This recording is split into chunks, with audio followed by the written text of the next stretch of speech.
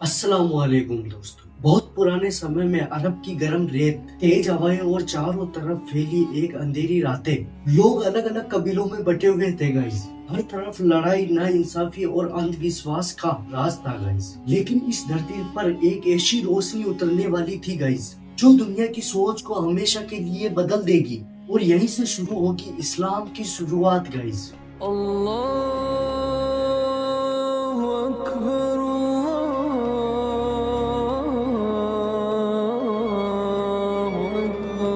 570 ईस्वी में मक्का शहर में एक अनाथ बच्चे का जन्म होता है, जिसका नाम रखा जाता है मोहम्मद सल्लल्लाहु अलैहि वसल्लम। वो बचपन से ही सच्चाई और ईमानदारी और अच्छे स्वभाव के लिए जाने जाते थे गाइस। लोग उन्हें अल अमीन के नाम से भी जानते थे, क्योंकि लोग उन्हें सच्चा और भरोसेमंद व्यक्ति कहते थे। इसलिए उनका नाम अल अमीन के नाम से भी जाना जाता था गाइस। जब वे बड़े हुए तो गहरे इराक की पहाड़ की गुफा में जाकर वह अकेले बैठकर अल्लाह को याद करते थे और सोचते थे और नेकी के रास्तों पर विचार करते थे गाइस।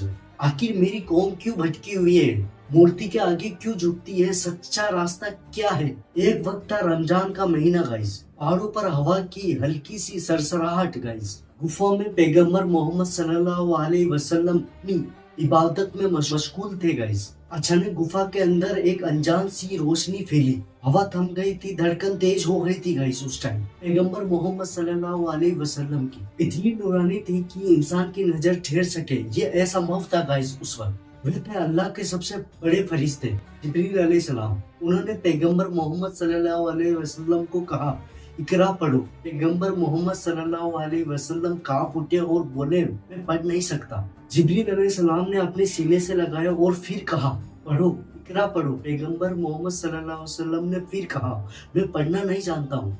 तीसरी बार जिब्रील अलैहिस्सलाम ने कहा, एक ऐसी आवाज में जिसे सुनकर पहाड़ भी कांप जाएगा, इकरा बिस्मी रब्बिकल लजी खलक। पढ़ो, कि उस रब के नाम से जिसने आपको पैदा किया, जिसने इंसान को एक जमे हुए खून से बनाया था गाइस।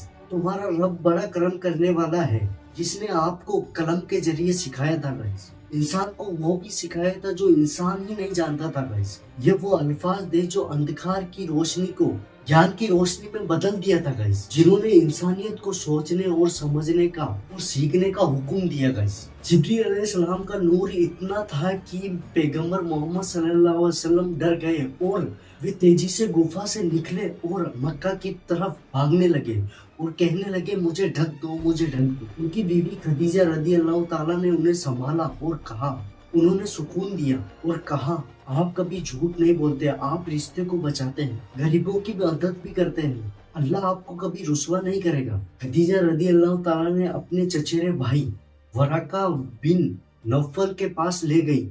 वराका एक विद्वान व्यक्ति थे गाइस उस टाइम के। उन्होंने सुना और रो पड़े गाइस और उन्होंने कहा, जिस फरिश्ते को तुमने देखा है वही जिब्रील अलैहिस्सलाम है, जो कि मूसा के टाइम पे भी वो आए थे। कसम है तुम्हें कि तुम उसी उम्मत के पैगंबर हो गाइस। लगभग 3 साल तक पैगंबर मोहम्मद सल्लल्लाहु अलैहि वसल्लम ने इस बात को गुप्त रखा, अपने पास ही रखा, किसी को नहीं बताया था गाइस। फिर 610 ईस्वी के बाद उन्होंने खुलकर ये संदेश देना शुरू किया, सबको बताया कि खुदा और अल्लाह एक है। जब मोहम्मद सल्लल्लाहु अलैहि वसल्लम ने लोगों को बताया कि अल्लाह एक है, अल्लाह की इबादत करनी है और सबको बराबर मानना है गाइस, तो मक्का के लोग इसके खिलाफ हो गए थे गाइस, क्योंकि इस्लाम गुलामी को गलत कहता था गाइस। उस टाइम पे इस्लाम वो सूद ब्याज को रोकता था, लेकिन वो सूद बड़े लोग क्या करते थे, वो सूद लेते थे उस टाइम। इसलिए इस्लाम को वो गलत मानते थे। इस्लाम सबको बराबर मानता था, कोई अमीर नहीं, कोई गरीब नहीं, सब बराबर है। इसलिए मुसलमानों पर अत्याचार शुरू हुआ, कुछ को मारा गया और कुछ को भूखा रखा गया गाइस। कई लोगों ने तो अपनी जान भी दे दी थी गाइस। फिर भी पैगंबर मोहम्मद सल्लल्लाहु अलैहि वसल्लम ने सब्र और दुआ दी थी गाइस। उनको कुछ भी नहीं बोला था, उन्होंने तो किसी पर हाथ भी नहीं उठाया था। आखिरकार जब जुल्म हद से बढ़ गया, तब मोहम्मद सल्लल्लाहु अलैहि वसल्लम ने एक प्लान बना के मक्का में 13 साल की तकलीफों के बाद मुसलमानों ने आखिरकार मोहम्मद सल्लल्लाहु अलैहि वसल्लम और उनके साथियों ने 622 ईस्वी में मक्का छोड़कर मदीना चल गए थे गाइस। यहाँ से आता है इस स्टोरी का सबसे बड़ा पॉइंट गाइस। यहाँ से स्टोरी अब लगेगी गाइस आपको क्या हुआ था उस टाइम। ध्यान से सुनना गाइस इस स्टोरी। बहुत इंटरेस्टिंग होने वाली है ये स्टोरी। मक्का छोड़कर मदीना गए थे तो उसको हिजरत कहा जाता है गाइस। और इसी साल से इस्लामी कैलेंडर यानी हिजरी साल शुरू होता है। मदीना पहुंचकर मोहम्मद सल्लल्लाहु अलैहि वसल्लम ने सभी कबीलों को इकट्ठा किया, क्योंकि वो कबीले बहुत बड़े थे। सभी को इकट्ठा करके एक साथ जोड़ दिया हुआ है इसमें। फिर वहाँ पे एक कानून बनाया, एक संविधान बनाया, मदीना का चार्ट बनाया। फिर वहाँ पे एक पहली मस्जिद बनाई, इस्लामी समाज बना, शांति और कानून की नींव रखी गई थी गाइस। वहाँ मुसलमान पहली बार सुरक्षित हुए थे गाइस। इतना आखिरकार 630 ईस्वी वो दिन आया जो मुसलमान कभी नहीं भूल सकता था गाइस। मक्का अमन के साथ फतेह हुआ। आखिरकार 8 साल बाद मुसलमान बिना खून खराबे के मक्का में प्रवेश करते हैं और मक्का में रखी मूर्तियों को हटाते हैं गाइस। और हजरत मोहम्मद सल्लल्लाहु अलैहि वसल्लम सबको माफ कर देते हैं। इससे इस्लाम अरब में चारों तरफ फैल जाता है गाइस। आज इस्लाम दुनिया का दूसरा सबसे बड़ा धर्म है गाइस। करीब 2 अरब लोग इस्लाम की तालीमों पर चलते हैं गाइस। इस वक्त 57 से ज्यादा मुस्लिम मुल्क है गाइस, लेकिन इस्लाम की ताकत आज भी उसी में है जिसमें शुरुआत हुई थी गाइस। अखलाक, इंसाफ और एकता की गाइस।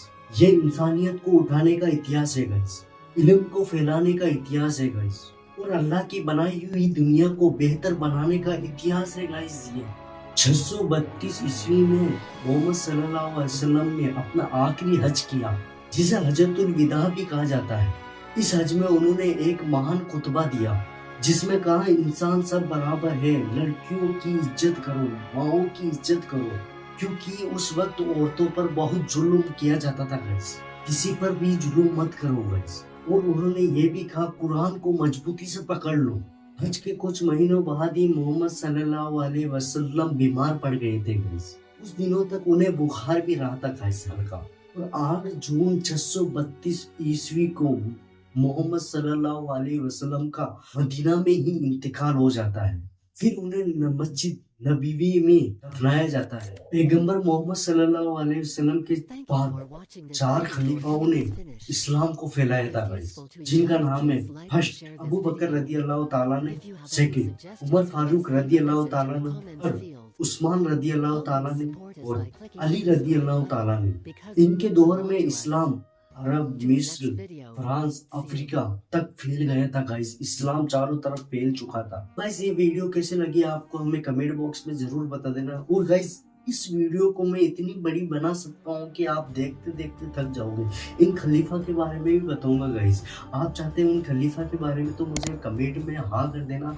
और गाइस इस वीडियो को लाइक कर देना और इस चैनल को सब्सक्राइब कर देना और इस वीडियो को शेयर कर देना।